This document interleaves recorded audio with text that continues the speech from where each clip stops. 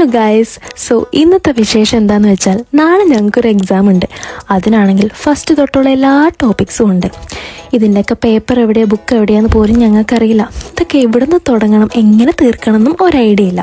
So അവസാനം കുറേ ഡിസ്കഷൻ്റെ എൻഡിങ്ങിൽ ഞങ്ങൾ തന്നെ തീരുമാനിച്ചു, അതായത് ഞങ്ങൾ കുറച്ച് പേര് തീരുമാനിച്ചു കമ്പൈൻ സ്റ്റഡി നടത്താമെന്ന്. സോ അതാണ് ഇന്നത്തെ വിശേഷം. അങ്ങനെ ഞാൻ ട്രാമും ട്രെയിനും ബസ്സൊക്കെ കയറി. ഞാൻ പക്ഷെ കുറച്ച് ലേറ്റ് ആയിരുന്നു. ഞാൻ വിചാരിച്ചു അവർ ഭയങ്കര പഠിത്തമാണ്, ഇനിയിപ്പോൾ അവരെല്ലാം പഠിച്ച് കഴിഞ്ഞു എന്ന് വരെ ഞാൻ ഓവർ തിങ്ക് ചെയ്തു പോയി. അങ്ങനെ ഞാൻ ഈ വീട്ടിലോട്ട് കയറിയപ്പോഴാണ് ഇങ്ങനൊരു കാഴ്ച കണ്ടത്.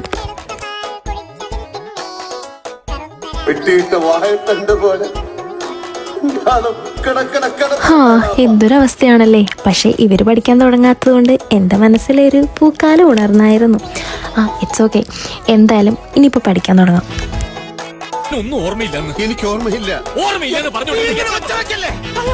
അങ്ങനെ കുറച്ച് മണിക്കൂറൊക്കെ പഠിച്ചു എന്ന് പറയാൻ പറ്റില്ല, എങ്കിലും കുറേയൊക്കെ ഡിസ്കസ് ചെയ്ത് ഒപ്പിച്ചു വെച്ചു.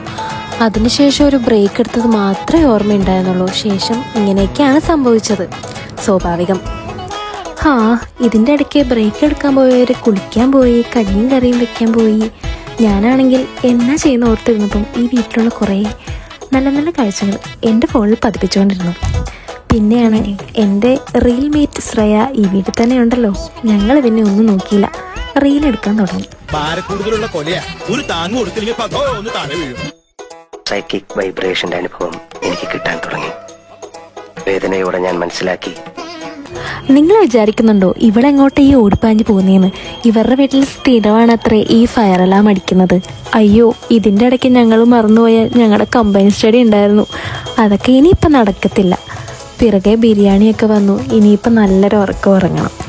സോ അങ്ങനെ രാവിലെയായി ഒരു ഗ്ലാസ് ചായയൊക്കെ കുടിച്ച് ബാക്കി പഠനം ഞങ്ങൾ ബസ്സിൽ വെച്ചിട്ടായിരുന്നു. ബസ്സിൽ വെച്ചിട്ടുള്ളൊരു ഡിസ്കഷനൊക്കെ കുഴപ്പമില്ലായിരുന്നു. പക്ഷേ ഈ മോന്ത നിങ്ങൾ കാണുന്നുണ്ടോ? ഇനി നമ്മളിപ്പോ എന്താ ചെയ്യാ?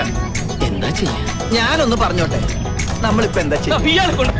എക്സാം എഴുതുന്നതിനേക്കാളും ഇമ്പോർട്ടൻ്റ് ആണ് ഞങ്ങൾക്ക് സീറ്റ് പിടിക്കുക എന്നുള്ളത്.